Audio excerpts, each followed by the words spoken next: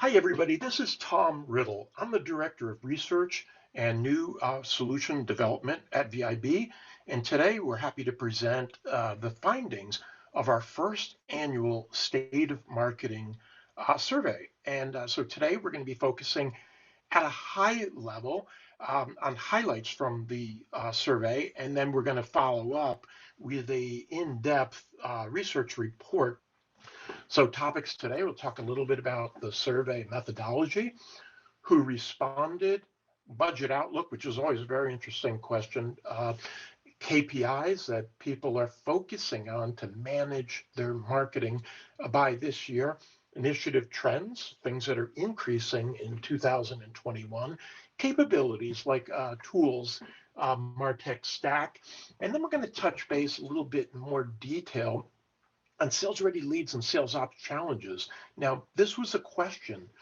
These are questions that we didn't initially have in the survey. When I started to look at the early returns and I saw people's trends in terms of initiative topics, I thought, wow, wouldn't it be great to ask a couple of questions to drill down that in more detail? And so finally, we'll round it up by talking about what we're looking to have in our second half survey, and again, chat us topics on that.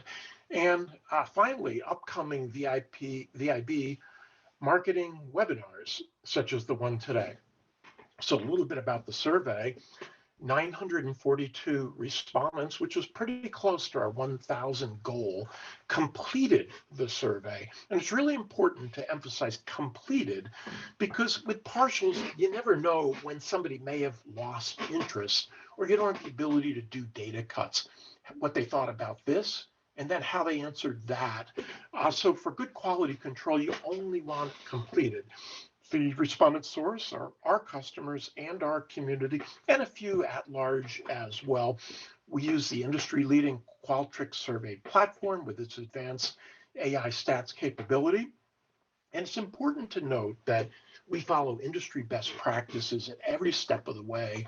Targeting and screening are especially important. If you're not targeting the right people and they don't have the ability to give you an informed answer, a survey's worthless. So that's important. And that brings us to the final points is plus and minus 4% accuracy, so you can bank and count on these results.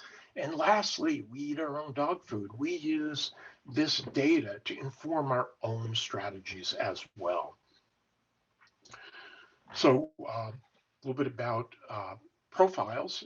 So it's nice. I thought we have a very even distribution between small, medium, and large companies. So there's something in this survey that's going to appeal people, just about everybody in the audience can identify with, is the key point there.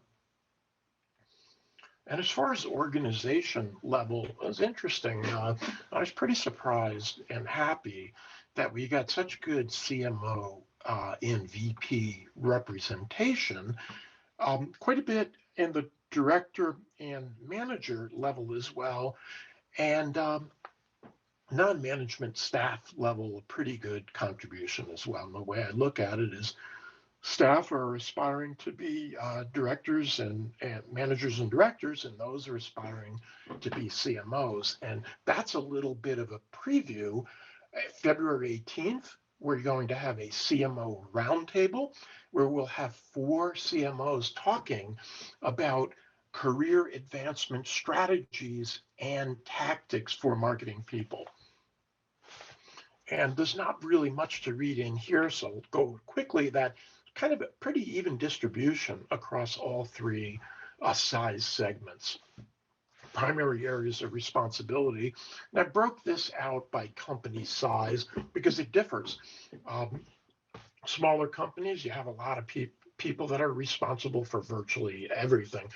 There's one other thing that I'll point out here that I found interesting is sales enablement being second. Now, sales enablement would be something we probably wouldn't think of much as a formal category or job 3 or 4 years ago. And that's interesting because it's in keeping with some of the trends and important findings of this survey that that's an important area that's growing. And this is self-described as much as it is titled. And you can read this in more detail um, in the report that we send on. But here it's more traditional. You could see demand gen and product marketing, but sales enablement also as well. And I think what you'd expect to see more in larger companies, smaller amount of people responsible for all topics. But it was interesting here that sales enablement came in so high. And so a question that everybody's always interested in is marketing budget trends, 2021 versus 2020. So I found very interesting about this is budgets are fueled by optimism and outlook in many cases. Also, just your normal organic growth as well. So it was interesting, and I thought it was very positive. It's positive for us, and I'm sure for you as well, that almost half are increasing their budgets year to year. Meeting and sales alignment. So this was a hot topic, I think, 2 or 3 or 4 years ago, and now it's more of a mature topic. You can see that most people have a good handle, or they feel they do, and this is a subjective answer on marketing and sales alignment. But there's also, you can see a substantial minority that are still have their work cut out for them in terms of improvement. But what we're seeing now, and you'll see this in the survey, there's a transition now in philosophy and thinking from what is maturing concept of marketing and sales alignment to a focus on marketing and sales integration. Um, and we'll talk a little bit about that in the survey, and we'll be drilling down even more on that in the next survey. So I found that to be an interesting finding. KPI emphasis for 2021. So these were the top KPIs from a first survey that we did just to ask what were the most interesting KPIs. And then we asked them to tell us what their 2020 versus 2021 trend would be on these. Now, I found this really interesting for a variety of reasons. You can see how much of key marketing, I should say KPIs, are focused now on revenue. Revenue is the bottom line. It's interesting. I had a conversation a couple of days ago with a CMO who is going to be on our panel upcoming on the 18th. And she said that part of her reason for success, and frankly, that she's lasted in the job as long as she has for 9 years when turnover at the CMO position is 2 years, is because way back in 2013, she wanted to be measured by revenue, which was the ultimate metric. So we're seeing a big movement towards that. And you could see proportionally now MQLs is closer to the bottom of the list. Now, people are trying to consolidate the amount of KPIs that they look at because if a dashboard is too crowded, it's really hard to analyze your business. You really need to prioritize the key ones. So meeting scheduled seems like it's a decreasing emphasis, but we'll talk about it as a need. And then what we'll do is we'll see this in the report. What's interesting about this, and we'll show really quickly, small, medium, and large, is that they're just about the same. There's a slight difference in one thing being flipped up or down, one level of priority, but pretty much this shows you that there's compelling, significant statistical proof about the trend towards focusing on revenue. And again, really quickly, you could see that these are relatively in the same position across all three company size segments. Segmentation, interesting. And what you see in this survey are some things that you expected to see. some things that are confirming of your suspicions, and some things that are just new and interesting that we wouldn't expect. And there's a couple of things there. This one I put under the category of confirming that there's such a move towards ABM, and we're seeing that in our customer base on the solutions that we sell, the targeting that they're asking us to do. And, as imagined, you could see that it would be more on medium and large size companies. The other thing that I found interesting was the industry focus. And we're seeing that now that people are segmenting by industry. And I think the reason that roll was this low, and we know this survey is deadly accurate, is because people take for granted roles and they don't necessarily see it in terms of segmentation. They know who their influencers are, they know who their decision makers are by solution category. Areas of emphasis in 2021. Now, I broke these out by company size. The proportions are pretty similar, but there are some differences. Now, one of the most surprising things to me in this survey was how highly people rated the increase in content marketing. Now, content marketing affects social marketing, it affects thought leadership in a bunch of different areas that are also on here, but it's unmistakable. We saw this across small, medium, and large, that how important content marketing was to the machine. Now, we're going to be drilling down on that a little bit more. Did they not do enough in 2020, which is why it's increased emphasis, or they just see the need more in 2021. And it's interesting now, here as a proof point of what we talked about earlier, is that there is an increased emphasis on marketing and sales integration, which is really so important to be able to meet those sales and revenue based KPIs that marketers are increasingly held to. And you could see again here that physical events are a lower emphasis in terms of increasing.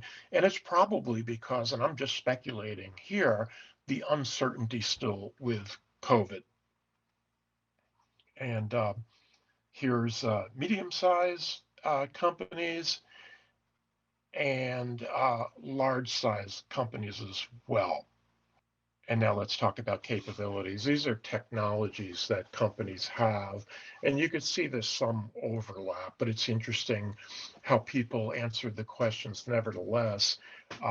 Virtually everybody has automated email capability. I have a data cut, and small companies a little bit less. CRMs are very mature category. And what you'll see is there's various levels of marketing workflow automation. Now, some of that are built into individual tools or cobbled together, or I should say, together at the high level. Now, one of the things that we found interesting was the increase in the amount of people that have a sales engagement tool. And that was borne out by a webinar. We did a panel webinar with 4 experts on sales engagement 2 months ago, how important this category is and how quickly it's emerging there. And ABM was another interesting one, that people are now investing in purpose-built tools for ABM. Again, we'll have the research report following in about 30 days that'll give you more color on these categories. And you could see that now more and more people are starting to invest in BI and analytics solutions. And we're seeing that more at more sophisticated, larger companies as well. Some of the challenges, and we're moving along here pretty quickly here, so I think we're going to be done here in about 25 minutes. But one of the things that we drilled down on again after we saw the initiatives and the pain points from the survey when we initially launched it were challenges people are having with attaining enough qualified sales meetings. And so this is interesting because it also informs our own strategy here in a solution that we have in the marketplace as well, just to be totally honest and transparent about that. So we were as interested in seeing the results here, and we operate on these accurate results. So it's interesting that you could see about 40% saw it as an extreme challenge to get as many sales meetings as they could in 2021.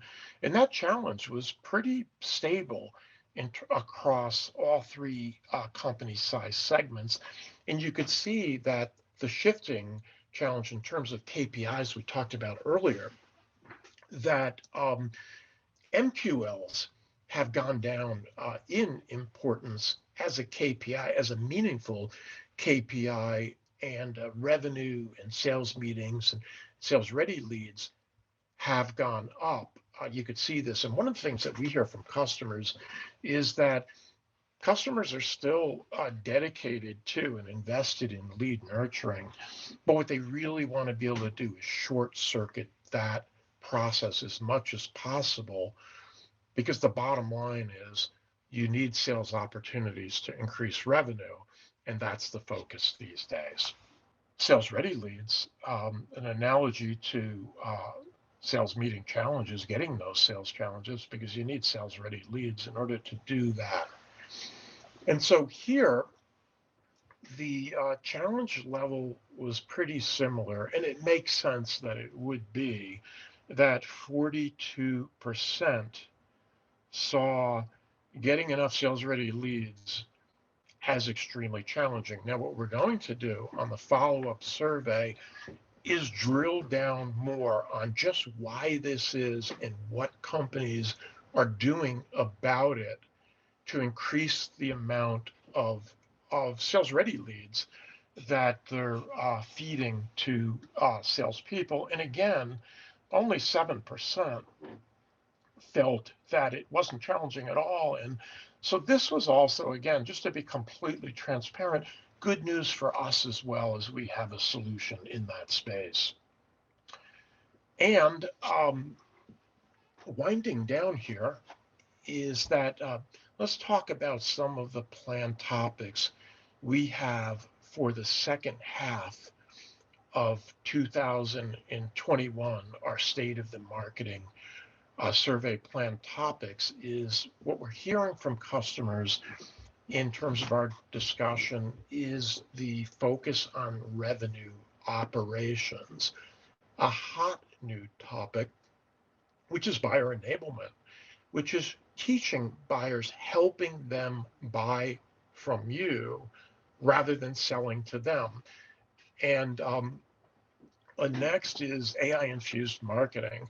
There's a lot of CMOs out there and people below the CMO level that are starting to be asked by other members of the executive staff, the CEO, is, okay, AI is a really hot topic. How are you embracing AI? Or what can we do to help you embrace AI? And what are the specific use cases that will help you in terms of infusing some artificial intelligence and machine learning, its cousin, into marketing going forward? Now, what I'd like to ask people here, once more, if I can, is please chat. I'm sure maybe some of what I've shown you so far has stimulated some thoughts about what you'd like to see in our second half survey. And so if you have a moment and you can chat, anything that you think of that would be a topic you'd be interested in us covering, please let me know. So I'm going to take a minute here for people to take the opportunity to chat anything that they'd be interested in us talking about in the second half survey.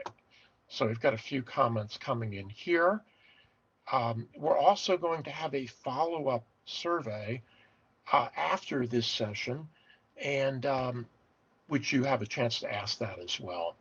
So a few that we've heard here, and we've got a bunch more coming in really quickly, um, is ABM tools.